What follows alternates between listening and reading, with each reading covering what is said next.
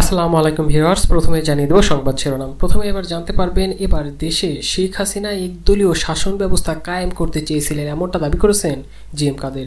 শেখ হাসিনাকে নিয়ে আরও ভয়াবহ তথ্য প্রকাশ করেছেন এই কাদের। আরও কী কী বিষয় তুলে ধরেন শেখ হাসিনাকে নিয়ে তা জানতে পারবেন বিস্তারিত প্রতিবেদনে। এরপর জানিয়ে দেব এবার স্বরাষ্ট্র উপদেষ্টার কঠোর হুঁশিয়ারি বার্তা। তিনি এবার তুলে ধরলেন, নতুন করে আর কেউ দেশ ছেড়ে পালানোর সুযোগ নেই। অর্থাৎ এতদিন পরে আবার কাদেরকে দেশ ছেড়ে পালাতে হবে? এতদিন তো যারা পালানোর তারা পালিয়েই গিয়েছেন। স্বরাষ্ট্র উপদেষ্টার এমন হুঁশিয়ারি বার্তা নিয়ে আরও কী উঠে আসলো তা জানতে পারবেন। এদিকে সাবেক মুখ্য সচিব আবুল কালাম আজাদকেও গ্রেপ্তার করা হয়েছে, এ বিষয়টাও জানতে পারবেন এই বিষয়টাও জানতে পারবেন। এবং সবশেষে আপনাদের মাঝে যে বিষয়টা তুলে ধরবে, এবার রাষ্ট্রপতির পদত্যাগ নিয়ে হুঁশিয়ারি দিয়েছিলেন কিন্তু হাসনাত আবদুল্লাহ। সেই সাথে এবার সংবিধান বাতিলের দাবি করে বসেছেন এই আবদুল্লাহ সমন্বয়কে। এই হাসনাত আবদুল্লাহর আরও কি হুঁশিয়ারি বার্তা এসলো তা নিয়ে থাকছে বিস্তারিত একটি প্রতিবেদন ভিডিওর শেষ অংশে। এতক্ষণ শুনছিলেন শিরোনাম, এবার বিস্তারিত। এবার জিএম কাদের কিন্তু কঠোর হুঁশিয়ারি বার্তা দিয়েছেন এবং তুলে ধরেছেন লোমহর্ষক তথ্য। শেখ হাসিনাকে নিয়ে এই ভয়াবহ তথ্য তিনি এবার প্রকাশ করলেন। শেখ হাসিনা দেশে একদলীয় শাসন ব্যবস্থা কায়েম করতে চেয়েছিলেন। সংবাদ সম্মেলনে এমন বার্তা দিয়ে বসেছেন এই জিএম কাদের। জাতীয় পার্টির চেয়ারম্যান এই জিএম কাদের বলেছেন, শেখ হাসিনা দেশে একদলীয় শাসন ব্যবস্থা কায়েম করতে চেয়েছিল, যে কারণে আওয়ামী লীগ 2024 সালের নির্বাচনে আওয়ামী লীগ দিয়েই বি টিম সৃষ্টি করেছিল এই শেখ হাসিনা। আমি সেই অভিযোগে সংসদেও ও সংসদের বাইরেও করেছি। নির্বাচনের আগে, নির্বাচনের দিন এবং নির্বাচনের পর সংসদে বলেছি, একদলীয় শাসন কায়েম করতে আওয়ামী লীগ সরকার সব দলকে ধ্বংস করতেও চেয়েছিল, এমনটা দাবি করেছেন এক সংবাদ সম্মেলনে এই জিএম কাদের। তিনি আরও বলেন, বিএনপিকে হামলা মামলা দিয়ে ধ্বংস করতে চেয়েছে শেখ হাসিনা। তাদের নেতাকর্মীদের বিরুদ্ধে শত শত মামলা দিয়ে তাদেরকে অবরুদ্ধ করে রেখেছিল। আবার জামাত ইসলামীকেও মাঠে দাঁড়াতে দেয়নি শেখ হাসিনা। হামলা ও মামলা দিয়ে জামাতকেও শেষ করতে চেয়েছিল, আর জাতীয় পার্টিকে ধ্বংস করতে চেয়েছিল দুই ভাগ করে। 2014 সালের পর থেকে জাতীয় পার্টির মধ্যে কৃত্রিম বিভাজন সৃষ্টি করে রেখেছিল এই আওয়ামী লীগ সরকার। জিএম কাদের আরও বলেন, জাতীয় পার্টির সুবিধাভোগী, সুযোগ সন্ধানী ও বহিষ্কৃত নেতাদের সাহায্যে সম্পূর্ণ বেআইনিভাবে আরও একটি জাতীয় পার্টি সৃষ্টি করতে চেয়েছিল শেখ হাসিনা, যার ফলাফল আপনারা দেখেছেন। এই পার্টির উদ্দেশ্যে আরও তথ্য দেন কিন্তু এই জিএম কাদের। এই পার্টির উদ্দেশ্য ছিল জাতীয় পার্টির ব্যানারে এবং লোগো ব্যবহার করে আওয়ামী লীগ সরকারের সমর্থনে মূল জাতীয় পার্টির বিরুদ্ধে অবস্থান নেওয়া।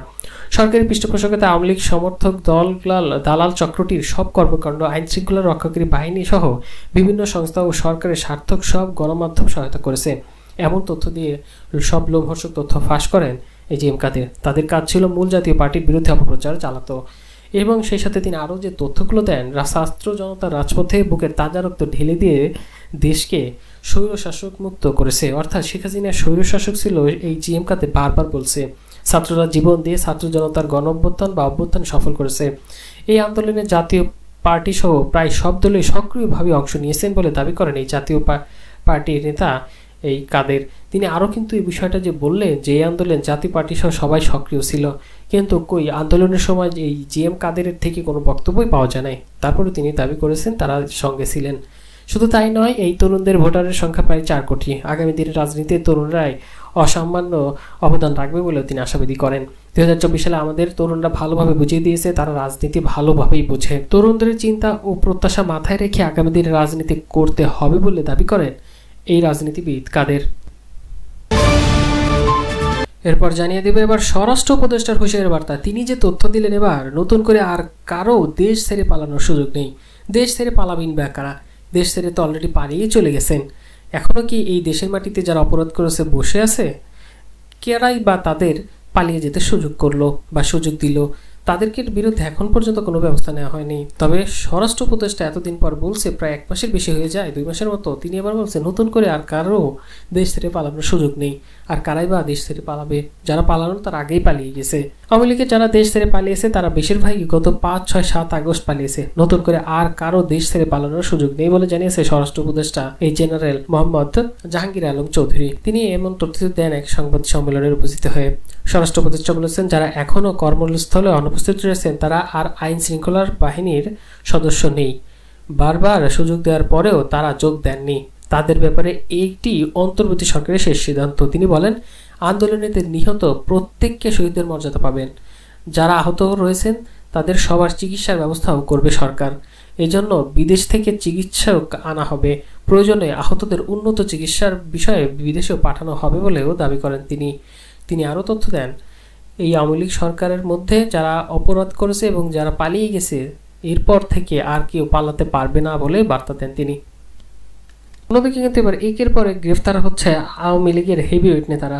এবার সাবেক মুখ্য সচিব আবুল কালাম আজাদকে গ্রেফতার করেছে। রাজধানীর ধানমন্ডির থেকে সাবেক প্রধানমন্ত্রী শেখ হাসিনা মুখ্য সচিব আবুল কালাম আজাদকে গ্রেফতার করেছে ঢাকা মহানগর গোয়েন্দা ডিবি পুলিশ। শনিবার তাকে গ্রেফতার করা হয়, বিষয়টি নিশ্চিত করেছে ঢাকা মহানগর গোয়েন্দা ডিবি পুলিশের প্রধান অতিরিক্ত পুলিশ কমিশনার রেজাউল করিম মল্লিক। তিনি বলেন, আবুল কালামের বিরুদ্ধে সুনির্দিষ্ট অভিযোগ ও মামলা রয়েছে। গোয়েন্দা তথ্যের ভিত্তিতে সন্ধ্যায় গ্রেফতার করা হয়। তাকে ডিবি কার্যালয়ে নেওয়া হয়েছে। রোববার রিমান্ড চেয়ে তাকে আদালতে সোপর্দ করা হবে। 2015 সালের 16 ফেব্রুয়ারি প্রধানমন্ত্রীর কার্যালয়ে নতুন মুখ্য সচিব হিসেবে নিয়োগ পান এই লোক, অর্থাৎ এই মোহাম্মদ আবুল কালাম আজাদ। এর আগে তিনি এই কার্যালয়ের সচিব হিসেবে কর্মরত ছিলেন। প্রধানমন্ত্রীর কার্যালয়ের সচিব হিসেবে দায়িত্ব পালনের আগে আবুল কালাম আজাদ অর্থনৈতিক সম্পর্ক বিভাগের সচিব ও বিদ্যুৎ বিভাগের সচিব হিসেবে দায়িত্ব পালন করেছেন। তার বিরুদ্ধে ব্যাপক দুর্নীতির তথ্যও আছে। নির্বাচনের সময়সীমা নির্ধারণের 3 মাস পর প্রেস সচিব, অপচয় ও দুর্নীতি হিসাবে সবাইকেই দিতে হবে অর্থ উপদেষ্টা, পলিব্যাগ উৎপাদন বন্ধ 1 নভেম্বর থেকে অভিযান। এ সকল বিষয় কিন্তু ব্যাপক বিষয়ে আরও তথ্য আসবে, সামনে কিন্তু বোঝা যাবে। তবে দেখা যাক এখন এদেরকে যে গ্রেফতার করা হচ্ছে তাদের এখন কি ধরনের বিচার হয় সেটা পরবর্তীতে বোঝা যাবে। এবং সবশেষে আপনাদের মাঝে তুলে ধরবো সেটি হচ্ছে রাষ্ট্রপতির পর এবার সংবিধান বাতিলের দাবি করেছেন কিন্তু হাসনাত আব্দুল্লাহ। এই সমন্বয়কে এবার কড়া হুঁশিয়ারি বার্তা দিয়েছেন। রাষ্ট্রপতি মোহাম্মদ শাহাবুদ্দিনকে অতিবিলম্বে অপসারণের দাবি জানানোর পর এবার কিন্তু দ্রুততম সময়ের মধ্যে বিদ্যমান সংবিধান বাতিলের দাবি জানিয়েছেন এই বৈষম্যবিরোধী ছাত্র আন্দোলনের অন্যতম সমন্বয়ক এই হাসনাত আব্দুল্লাহ বলেছেন, যে সংবিধান আমরা একটা ফ্যাসিস্ট ব্যবস্থা উপহার দিয়েছি সেই সংবিধান বিদ্যমান রেখে আমরা বিডিআর বিদ্রোহ থেকে শুরু করে ওই সরকারের আমলে যত অপশাসন হয়েছে সেগুলোর বিচার নিশ্চিতে আশা করতে পারি না, কারণ এই সংবিধানে রয়েছে শেষ বিষয়গুলো। সংবিধান বাতিল করতে হবে। শেষে তিনি আরও বলেন, এই সরকার হয়তো ভুলে গেছে তারা বিপ্লবী সরকার। তাদের পদক্ষেপের মাধ্যমে কিংবা এই সরকার নিজেরাই হয়তো বুঝতে পারে না তারা একটি বিপ্লবী সরকার। এই সরকারের যারা রয়েছেন তারা কোনো সংবিধান বা নিয়ম মেনে আসেনি।